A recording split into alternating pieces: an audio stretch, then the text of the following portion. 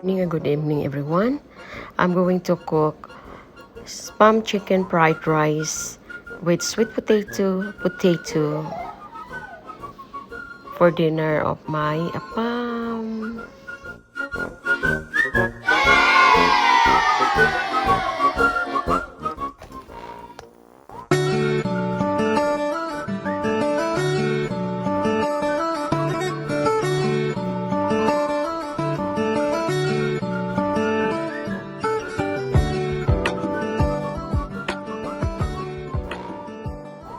So I add instead oil, guys. I put butter.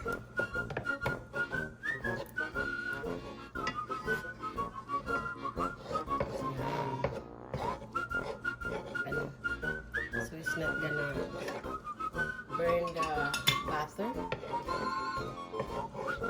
And 1/2 onions. I chop that cube, small cube.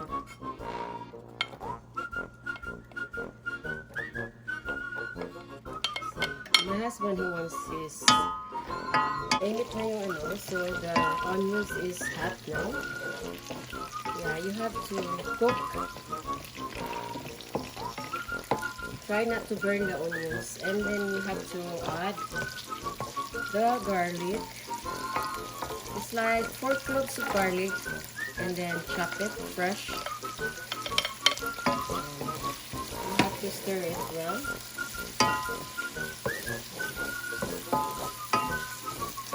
So don't burn the garlic and onions, guys, because if you burn it, it tastes like bitter. With potato, we have to stir it. Okay, guys, with potato.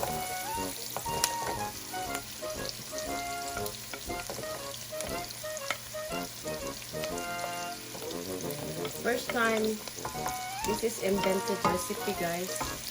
First time I cook with potato.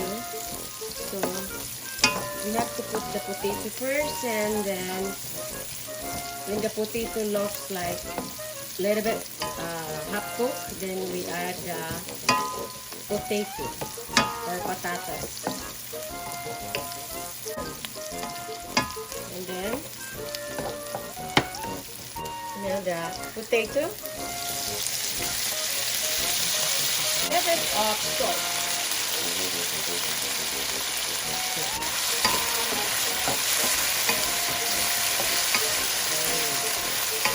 So this is my version or recipe for my fried rice. Let the potato and sweet potato cook. Well, see, guys. So let the potato and sweet potato cook. Now we have to stir it again. Make sure the potato and the sweet potato is cooked before we add another ingredient. Add the sausage. This is the Turkish spam sausage. Okay. It's 1 can of Turkish spam. It's really good, guys. The sausage, guys, I bought that Luncheonmeat chicken, not turkey, I'm sorry.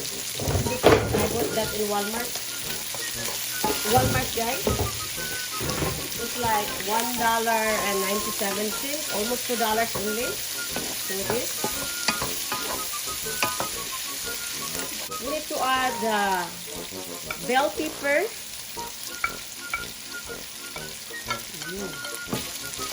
Look at the consistency, guys. Make sure the potato and the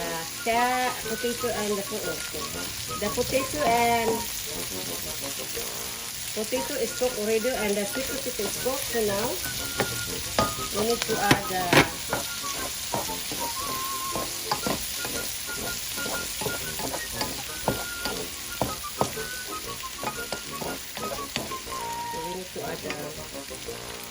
egg. Put the eggs there, guys. Like four pieces of eggs.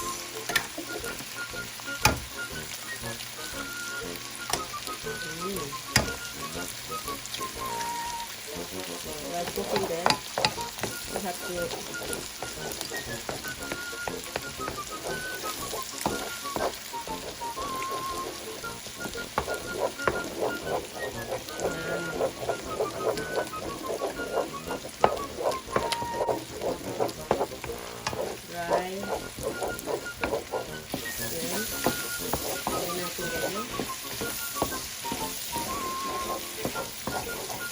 fry not the what I call non-stick, and the rest of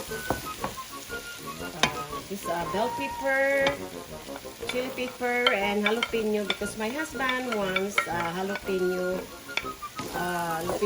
that's the fried rice is like spicy, so add the rice. This is a cold rice, which that we call bahaw, no? So we don't waste the bahaw or the rice, then we have to cook it. Okay, as you can see.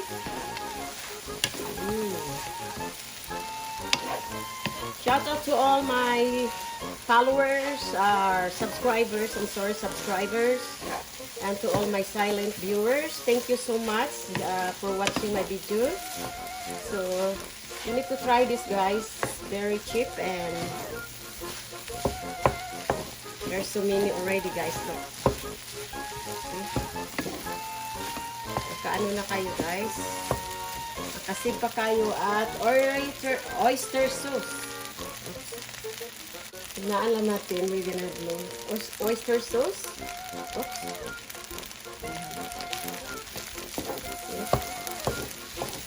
The potato and what you call is already cooked, so ano natin ang kanin.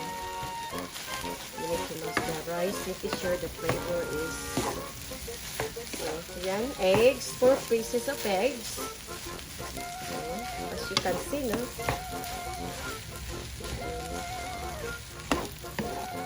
And then a little bit of beef stock or beef powder, like 1 spoon, and black pepper.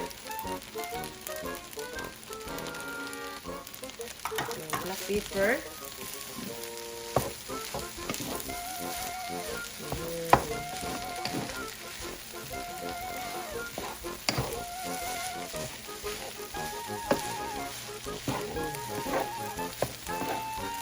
Hindi masyado.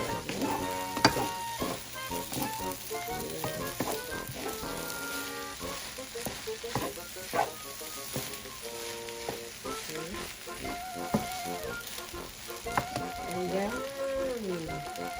a little bit of soy sauce. Where's the seasoning?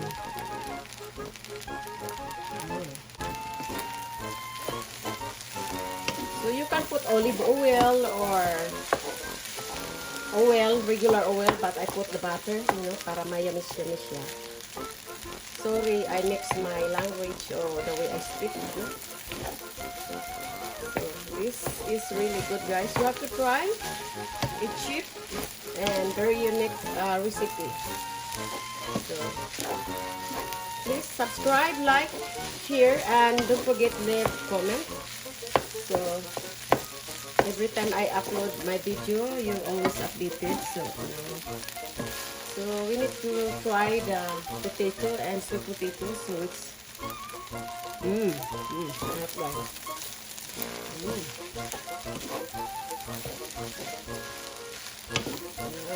Very, really, really good. So we'll see. We're gonna try.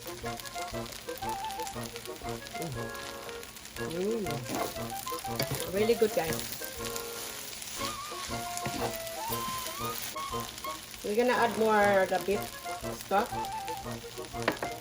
So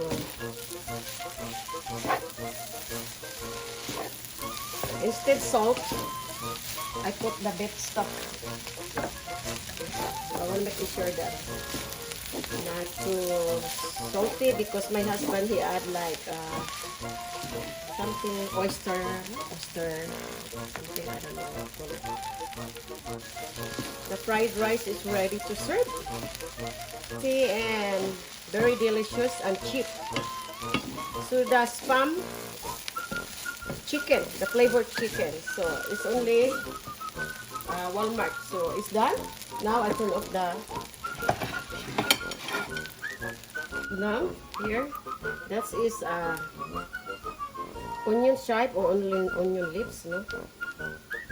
Spoon or 1 tablespoon of sesame oil. Hindi natin. Yan, it's so yummy. Okay? Thank you for watching my video. So now the food is ready. The fried rice is ready to serve. There.